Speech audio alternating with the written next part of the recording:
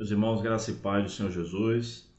Hoje vamos dar continuidade à segunda aula, o segundo estudo bíblico sobre o ministério cristão e seu desenvolvimento.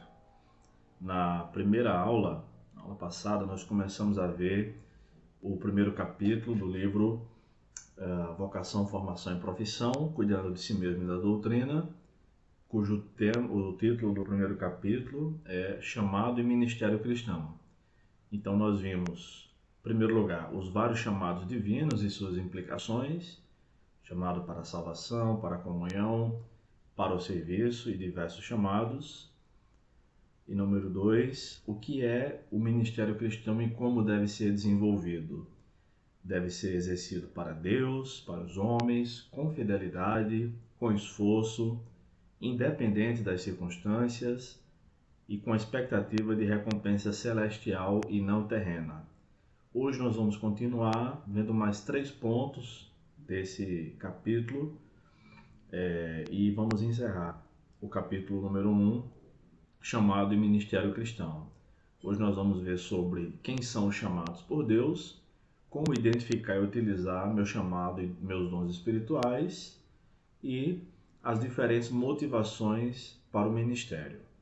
Então vamos pedir a bênção de Deus, que Ele nos ajude a examinar todos esses assuntos e a colocar em prática. Vamos orar. Pai amado, muito obrigado por mais esse dia que o Senhor nos concede, por mais essa oportunidade de estudar a Tua Palavra. Eu te peço por todos os irmãos que estão vendo este vídeo, estão atentos a esse estudo, estão acompanhando, fazendo suas anotações, pesquisando na Tua Palavra, estão desejosos de Te servir. Também te peço por aqueles que estão meio mornos ou frios na fé e não têm sentido essa vontade intensa de Te servir com fervor, como deve ser. Que o Senhor nos ajude a explicar um pouco da Tua Palavra para mostrar aos Teus filhos o caminho que o Senhor tem para nós, por meio da Tua Palavra, Senhor, em nome de Jesus. Amém.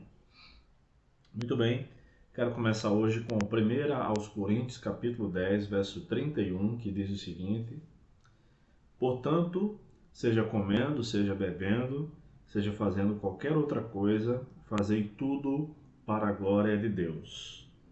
Então, a respeito do capítulo 1, primeira parte do nosso estudo, chamado e Ministério Cristão, nós vamos ver os itens 3, 4 e 5.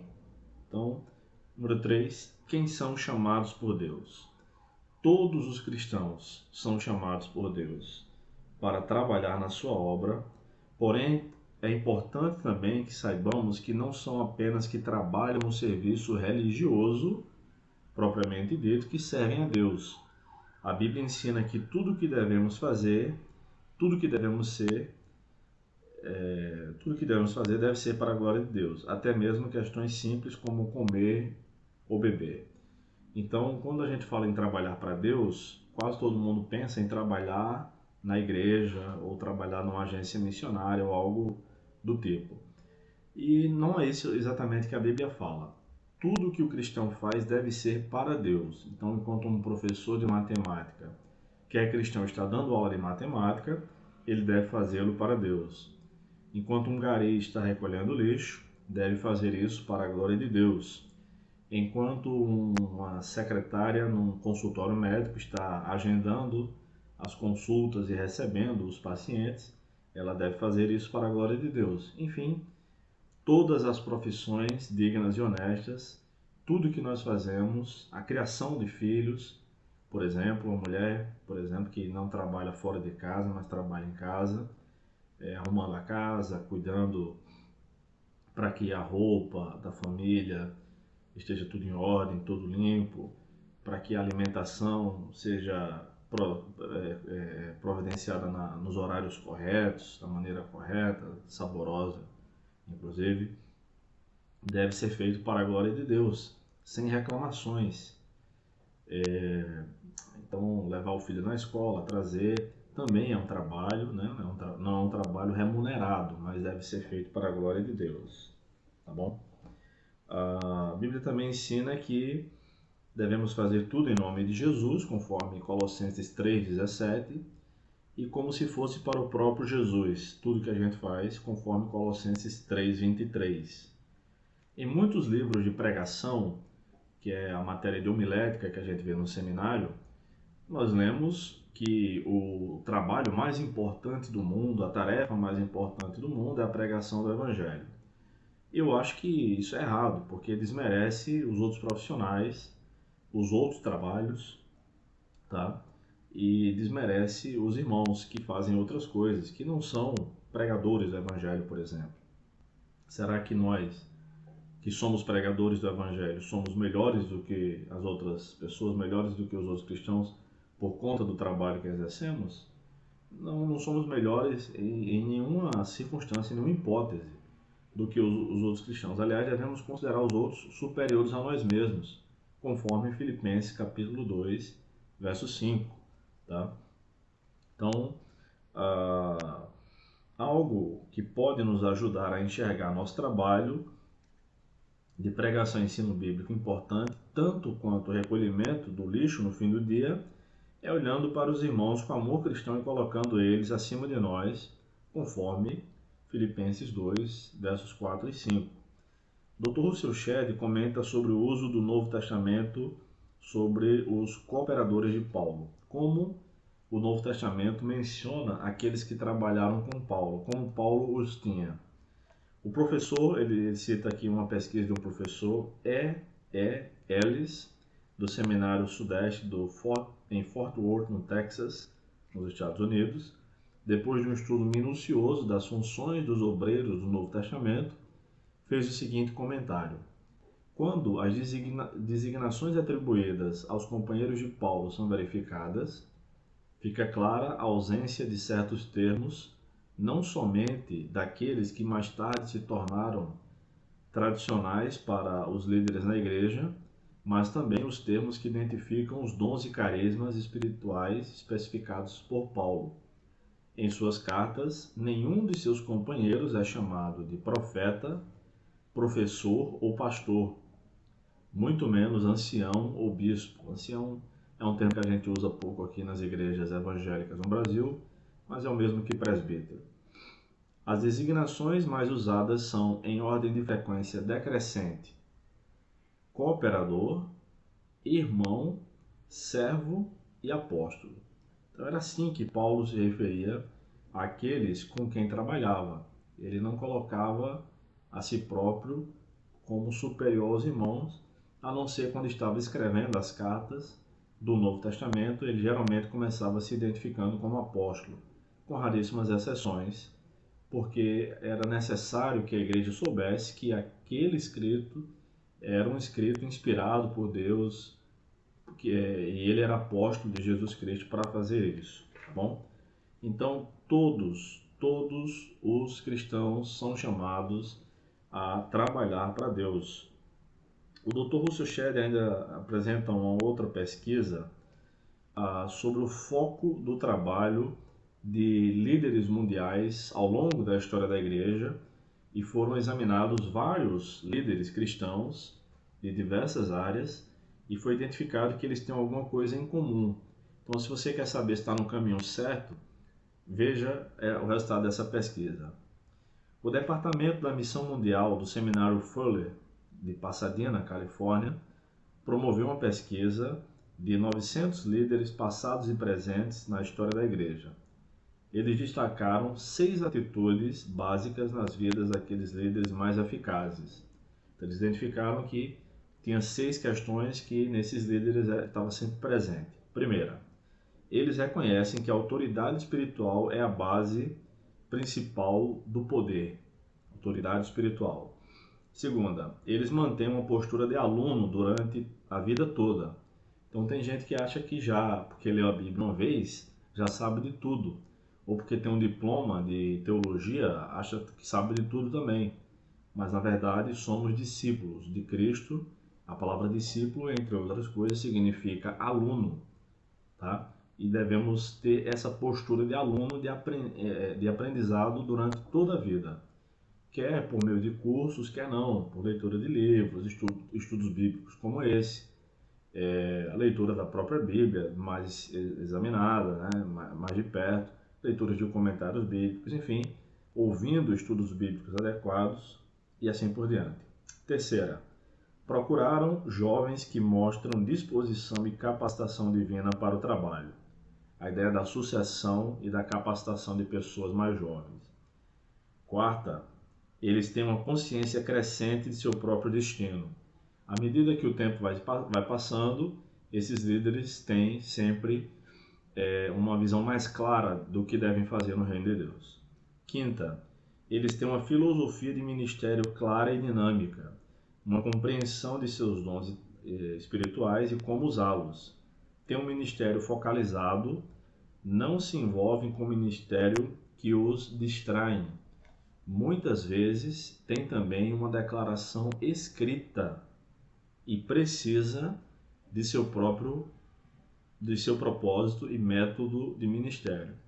Então não se envolvem em outros ministérios à medida que o tempo vai passando, vão se especializando naquele ministério em que eles trabalham. E sexta, eles têm uma perspectiva vitalícia de ministério. A ideia de aposentadoria pode até ocorrer em termos financeiros, mas o serviço para Deus é até o fim da vida, como a gente viu na própria vida de Dr. Shedd, que faleceu em 25 de novembro de 2016. Né? Até o final da vida ele pregou o Evangelho.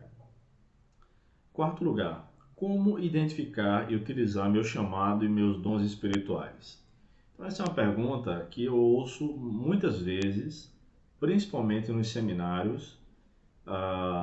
Eu tenho, vez por outra, turmas com muitos jovens nos seminários e às vezes durante a aula, às vezes tomando um café à parte, a gente conversa e o pessoal pergunta: professor, como é que eu faço para saber qual é o meu ministério, o que é que Deus quer de mim? A garotada ali dos 18 aos 20 anos, às vezes um pouco mais, tem essa ânsia de saber o que Deus deseja. Então tem algumas dicas aqui que podem ser seguidas, algumas orientações que podem lhe orientar melhor, que serviram para mim, que eu vejo que tem base bíblica e podem servir para você. Letra A. Alguns dons são descobertos naturalmente. Línguas, por exemplo. Então ninguém faz um teste de dons espirituais, porque existem alguns testes e tal para saber as suas características. Testes que tem em livros, testes que tem na internet, enfim. Alguns são muito bons, inclusive, para saber quais são os dons que eu tenho, enfim. Mas alguém começou a falar em línguas, então tem o dom de línguas. Alguns dons são descobertos naturalmente. Né? Letra B. O que você gostaria de fazer para Deus? Eu gostaria de fazer e tem condições de fazer. Tá? Eu gostaria de fazer algumas outras coisas, mas eu não tenho a habilidade necessária para isso. Por exemplo, eu gostaria de saber tocar violão muito bem. Então eu toco o beabá do violão, ou menos que isso, né? Eu acho que é menos que isso, para ser bem sincero. Tem um violão aqui do meu lado e de vez em quando eu toco um pouco aqui em casa e nada além disso. Nada além disso. Na igreja, às vezes eu brinco com os meninos antes do culto começar, né? Mas nada além disso. Tocar publicamente é coisa raríssima, né? Enfim. Letra C. Oportunidades que falam ao coração como desafios. Então, para uns, evangelizar em lugares inóspitos é indesejado, para outros é bênção.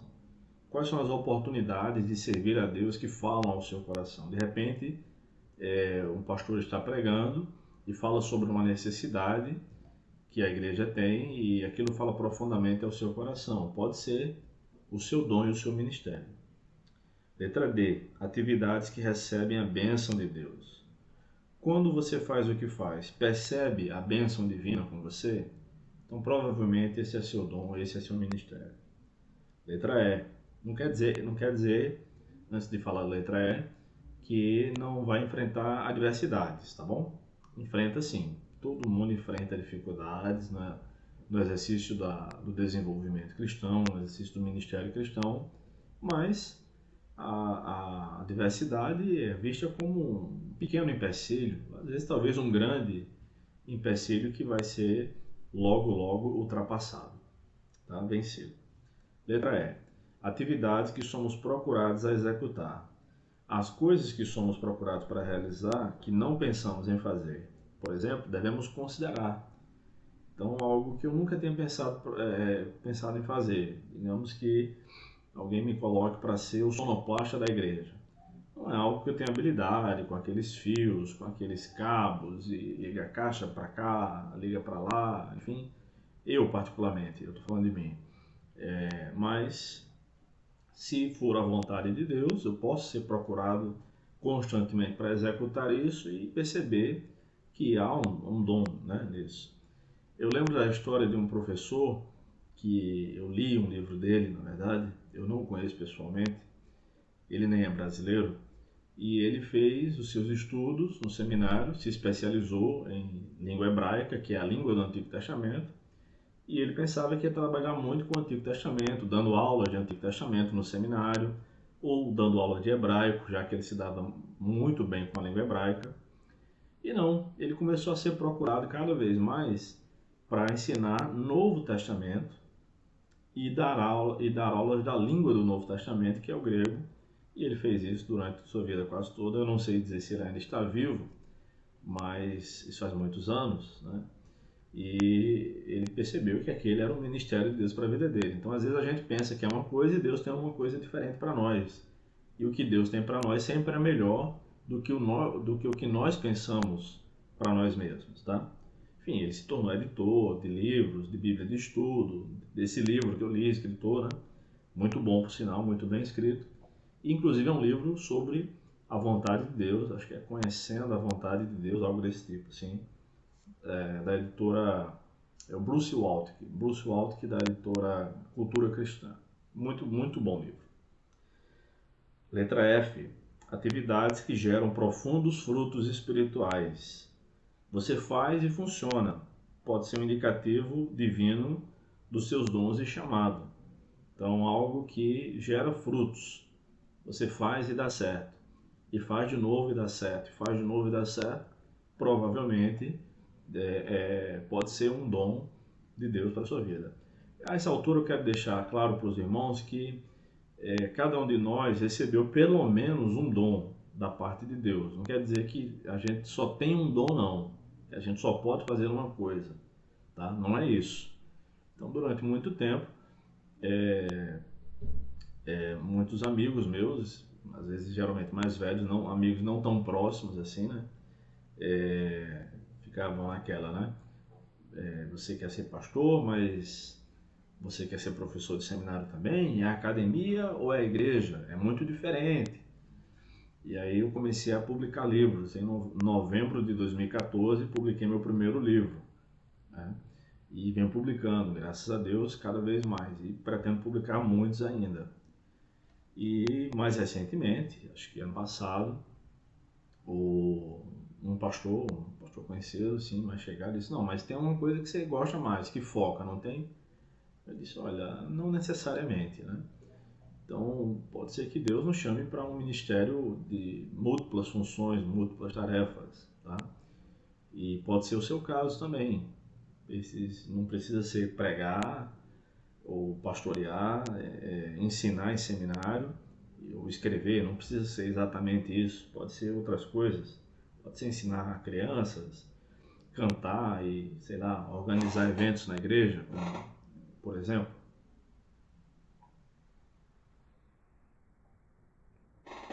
Enfim, não precisa ser um só dom, um só ministério, tá bom? E às vezes também a gente pode fazer alguma coisa, uma vez ou outra, que não é necessariamente o nosso dom, mas a gente pode resolver servir aos irmãos ali como um quebra-galho mesmo. Enfim, eu não sou uma pessoa que gosta muito de dirigir para ficar transportando pessoas, enfim, levar, trazer e tal. Faço isso quando é necessário, mas, enfim, se tiver que organizar um evento, se estivermos num evento e alguém disser: Bruno, vai lá, resolve isso aqui, leva essas coisas para lá, traz aquilo que está para cá e tal. A gente faz, não tem problema. Não quer dizer que eu vou fazer chateado, com raiva, ou também não quer dizer que eu vou abrir mão das outras coisas que eu faço para querer fazer isso. Enfim. Letra G. atividades que geram prazer espiritual. Então muita gente diz assim, né? Saia da sua zona de conforto. Parece até que Deus só usa quem está desconfortável, né? A ideia não é essa. A ideia bíblica, pelo menos ministerialmente falando, é o contrário disso. Por exemplo, em João 15:11, Jesus disse o seguinte: Eu vos tenho dito essas coisas para que a minha alegria permaneça em vós e a vossa alegria seja plena. E João 15:11, conforme os irmãos devem estar lembrados, é depois de Jesus fazer aquela alegoria, né? Aquele conjunto de metáforas, nos primeiros versículos do capítulo 15 de João. Eu sou a videira verdadeira, vocês são os ramos, meu pai é o agricultor e tal, tal. A ideia de trabalho, de serviço, de frutos para o reino de Deus e a ideia de trabalho para que a nossa alegria seja plena. Então, quem está fazendo a vontade de Deus, quem está executando o ministério que Deus lhe deu, de acordo com os dons que Deus lhe capacitou, sente alegria, sente prazer espiritual naquilo. Então, às vezes tem gente que, às vezes a gente olha para alguém e diz assim, Deus me livre de estar no lugar de fulano. Claro, aquele lugar é de fulano, não é nosso, né? Eu não gostaria de ser um monte de coisa, né? Por exemplo, liderar muitas igrejas, por exemplo, né? Eu não tenho a menor pretensão disso, mas tem gente que gosta, pelo motivo certo, nós vamos ver as motivações daqui a pouquinho, e se sente bem, se sente feliz com aquilo, tá? Tem gente que olha para mim e diz assim, mas você prega, você dá aula, está sempre falando em público. E falar em público é o maior medo da humanidade. As pessoas têm mais medo de falar em público do que de morrer, de acordo com pesquisas que já foram realizadas. Mas eu gosto de falar em público, não tenho problema nenhum. Não quer dizer que de vez em quando eu não fique nervoso. Fico, mas já aprendi a controlar, já faço isso há tanto tempo que aprendi a controlar. E hoje em dia, na maioria das vezes, eu não fico mais nervoso. Não fico mais preocupado. Pelo contrário, eu fico tranquilo. Sobretudo quando estou dando aula, que aí não tem que seguir o roteiro do sermão, enfim. Posso ir para um assunto, voltar para outro, enfim. Mas me sinto bem. Sinto a alegria do Senhor abençoando esse meu ministério. Tá? Letra H. O que você toca aí vira ouro. O que geralmente é muito difícil para outras pessoas, mas para você é simples. É isso. O que você toca e dá certo, o que você põe a mão e vira ouro, né? Como a gente diz popularmente. Esse é o seu ministério. Você toca, vira ouro. Outra pessoa toca e não vira ouro, né? Vira barro. E esse é o seu ministério, muito provavelmente. Esse é o seu dom. Letra I.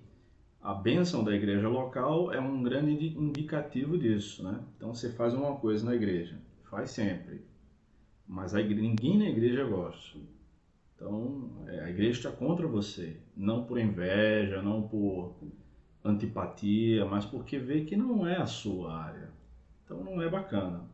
Porém, conforme Colossenses 3,15, que diz assim, e a paz de Deus, para a qual também fostes chamados em um corpo, domine em vossos corações, plural, e sede agradecidos.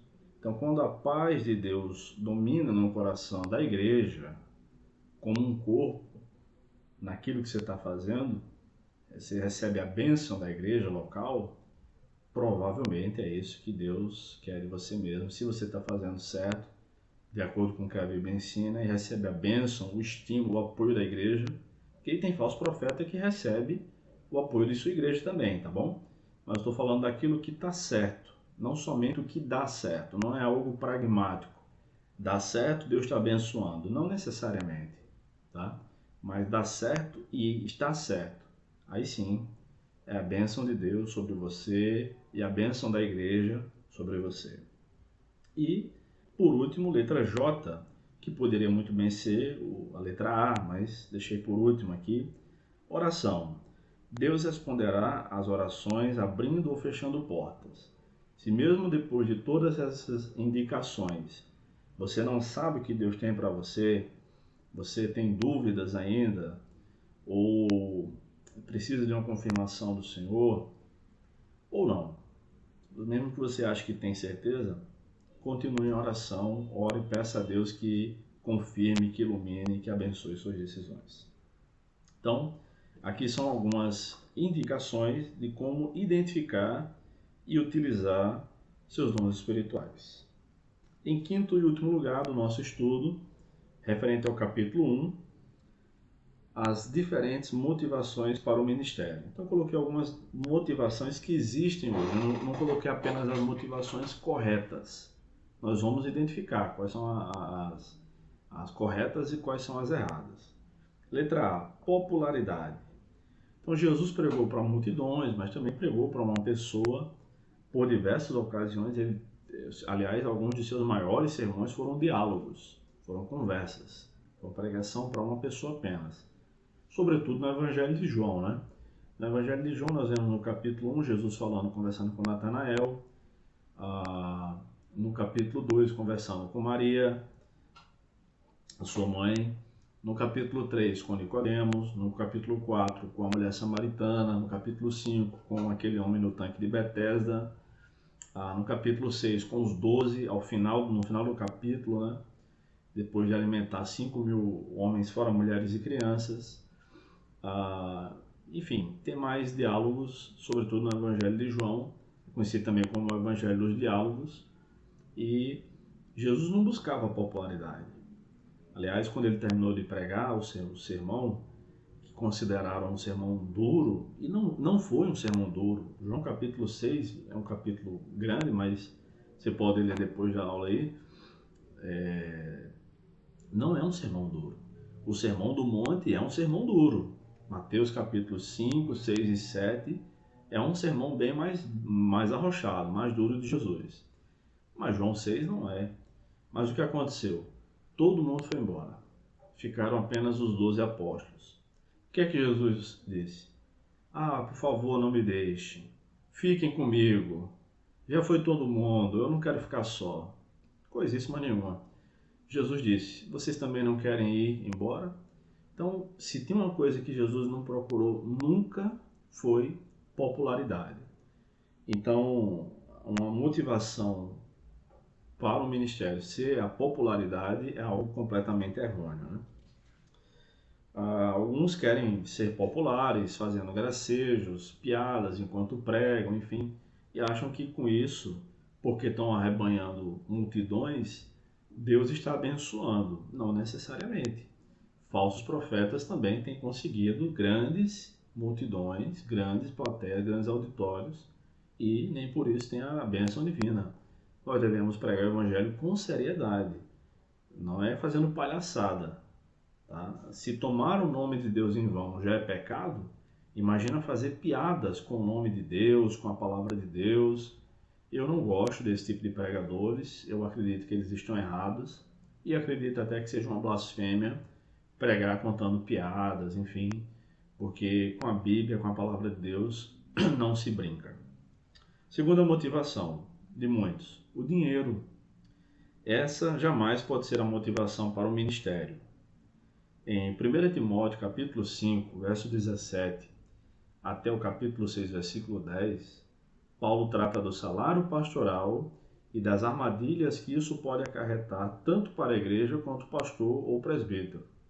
No capítulo 6, verso 6, 1 Timóteo 6, 6, ele adverte, de fato, a piedade, vida com Deus, né, acompanhada de satisfação, é grande fonte de lucro. Sim, então alguém que vive bem com Deus já é muito bom, é um grande lucro, é um grande ganho. E no verso 10, 1 Timóteo 6, 10, ele conclui, porque o amor ao dinheiro é a raiz de todos os males, e por causa dessa cobiça, alguns se desviaram da fé e se torturaram com muitas dores. Bem, então não devemos pensar que a busca pelo dinheiro é uma motivação correta para o ministério. Eu não estou dizendo com isso que alguns não devam receber salário. A Bíblia fala amplamente sobre o salário pastoral, enfim, nós veremos isso quando estivermos estudando o capítulo número 5, ainda estamos no primeiro. Mas usar o ministério como fonte de enriquecimento não é uma motivação correta. Tá? Muito bem. Terceiro lugar, letra C, o poder. O Senhor julgará as motivações do nosso coração. É o que ensinam várias passagens bíblicas, entre elas 1 Coríntios, capítulo 3, verso 10 ao verso 15, que fala sobre 6 materiais que na verdade são de 2 tipos. Né? Ele diz que as nossas motivações serão provadas pelo fogo. Se for ouro, prata e pedras preciosas, persistirá, sobreviverá, porque não são materiais combustíveis. Ouro, prata e pedra preciosa não é um material combustível, então passa pelo teste do fogo. Dependendo da temperatura, o ouro e a prata derretem, né? Mas é preciso em torno de 6.000 graus para começar a derreter o ouro. A prata eu não sei agora, talvez um pouco menos, mas só para vocês terem ideia, para que a água ferva, né, o ponto de ebulição da água são 100 graus. Para derreter o ouro são 6.000 graus. Então é bem diferente, né? E os outros 3 materiais é madeira, feno e palha. Madeira, feno e palha, sim, são materiais combustíveis que não passam pelo teste do fogo, que representam nesse texto, 1 Coríntios 3, as motivações. Então tem gente que quer ser chamado de pastor, por exemplo, né? Como é seu nome? Meu nome é pastor fulano. O cara enche a boca para dizer que é pastor, que é missionário, que é diácono, que é presbítero e por aí vai. Alguns até se auto-intitulam ou foram intitulados, né, apóstolos. E aí tá de brincadeira, né? Eu não chamo ninguém de apóstolo. Se um dia tiver que falar com alguém, já conversei com alguns deles, mas não sobre isso, né? Eu chamo de pastor, no máximo. Apóstolo não. Bem, então tem gente que quer poder. E, na verdade, a religião proporciona isso. Todas as religiões, né, são sedutoras e proporcionam certo status, certa situação, a palavra status significa situação, de poder ao líder. Se for alguém de bom caráter, nunca vai aceitar esse tipo de coisa. Mas o mundo está cheio de mau caráter, de pessoas de mau caráter, de má índole. Estejamos de olhos abertos, estejamos de Bíblia aberta também, porque assim a gente não cai nessa falácia. Letra D, tempo ocioso. É interessante que de todos os apóstolos que foram chamados, nenhum estava sem fazer nada. Todos estavam trabalhando quando foram vocacionados. Pelo menos das informações que nós temos nos evangelhos é assim, né? Levi, que é Mateus, estava trabalhando na coletoria. Pedro, Tiago e João tinham acabado de passar a noite toda em alto mar, né, no Mar da Galileia, que é um lago muito grande, e não tinham pescado nada, então estavam cansados, com sono, frustrados até, né? Porque eram as pessoas certas, pescadores, no lugar certo, em alto mar, fazendo a coisa certa, o que eles sabiam fazer, que era tentar pescar, e não tinham apanhado nenhum peixe. E aí veio, além do cansaço e o sono, a frustração. Jesus os chamou para ser pescadores de homens. Então o fato de ter tempo ocioso é diferente de ter tempo livre, tá? Ocioso, por exemplo, o ócio é o trabalho. A negação do ócio aliás, o ócio é a preguiça. A negação do ócio é o trabalho. Por isso que a gente diz que está fazendo algum negócio. Às vezes minha esposa chama, eu estou aqui no escritório, Bruno, você pode vir aqui? Já vou, estou fazendo um negócio, já vou. E às vezes eu pergunto, é urgente? Porque às vezes é só uma informação, uma história que ela quer me contar. E pode ficar para depois de alguns minutos, enfim. E às vezes é urgente. Não, vem cá, me segura aqui, tal coisa que tá caindo aqui e tal, eu tenho que sair correndo. Enfim, e às vezes eu também faço a mesma coisa, tá? Chamo elas estudando aula, esqueci de trazer água, a aula é ao vivo e preciso tomar água, enfim, para ir molhando a garganta aqui, falando nisso.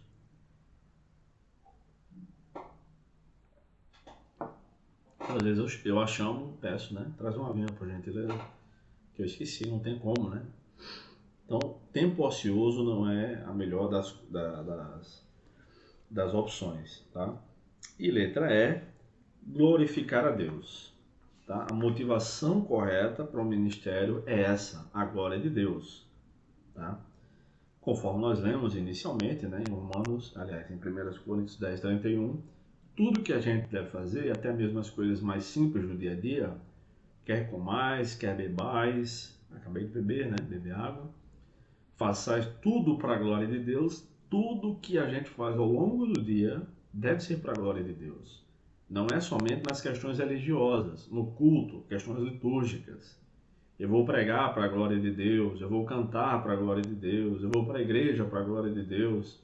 Não, tudo. Acordou para a glória de Deus. Então acorde animado, acorde feliz, porque muita gente não acordou hoje, tá? Morreu de madrugada, mas nós estamos vivos para a glória de Deus. E levantou, muita gente não pôde levantar, está acamado, comeu.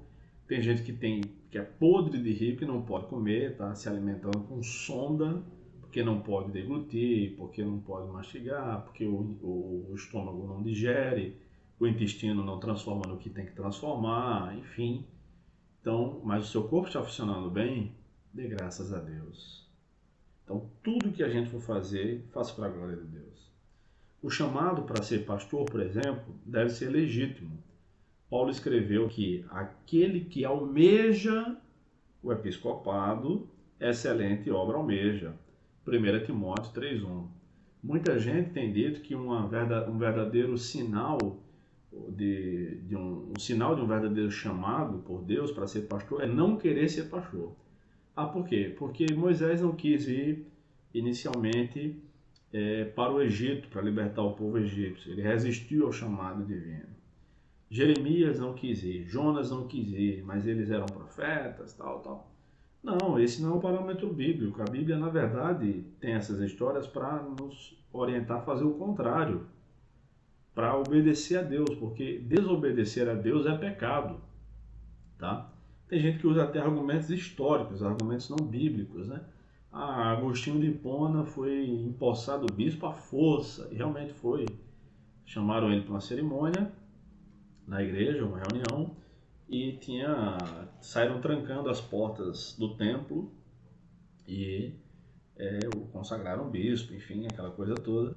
Mas essa não é a diretriz bíblica. A diretriz bíblica é aquele que almeja, aquele que deseja, aquele que quer. A primeira coisa é querer, porque o chamado por Deus, aquela pessoa que foi chamada por Deus, deseja trabalhar para Deus. Então, assim nós encerramos a nossa segunda aula, que é referente ao capítulo Chamado e Ministério Cristão, com base nesse livro aqui, Vocação, Formação e Profissão, cuidando de si mesmo e da doutrina, Chamado e Ministério Cristão. Na próxima semana, querendo Deus, nós começaremos a ver sobre vocação, formação e profissão propriamente ditos, que é o tema do segundo capítulo. Que Deus nos abençoe, nos dê uma boa semana, reflita nisso que foi estudado e se coloque nas mãos de Deus, trabalhando sempre para a glória dele, para a expansão do seu reino. Deus te abençoe, fique com Deus e até mais.